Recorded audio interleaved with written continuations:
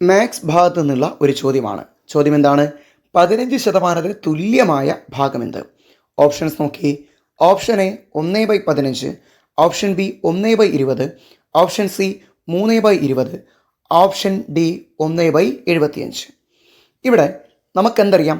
15% എന്നത് 15/100 എന്ന് നമുക്ക് അറിയാം അല്ലേ? കാരണം നമ്മൾ ആ ചിന്തയിലേക്ക് പോകാൻ കാരണം നമുക്ക് തന്നിരിക്കുന്ന ഓപ്ഷൻസ് എല്ലാം ഭിന്നസംഖ്യകളാണ്. 15/100 എന്താണ്? ഒരു ഭിന്നസംഖ്യയാണ്. എന്നാൽ 15/100 എവിടെയില്ല?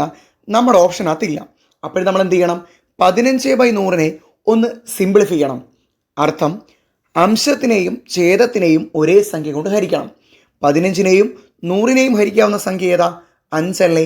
അപ്പോൾ നമുക്ക് 15നെ 5 കൊണ്ട് ഹരിക്കാം, അതുപോലെ 100നെയും 5 കൊണ്ട് ഹരിക്കാം. നോക്ക്, 15നെ 5 കൊണ്ട് ഹരിച്ചാൽ എത്ര കിട്ടും? ഇവിടെ 3 എന്ന് കിട്ടും.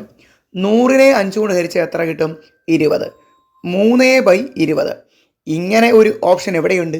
നമ്മുടെ സി ഓപ്ഷൻ ആയിട്ടുണ്ട്. അപ്പോൾ അതിനെ നമുക്ക് എന്തായിട്ട് എടുക്കാം?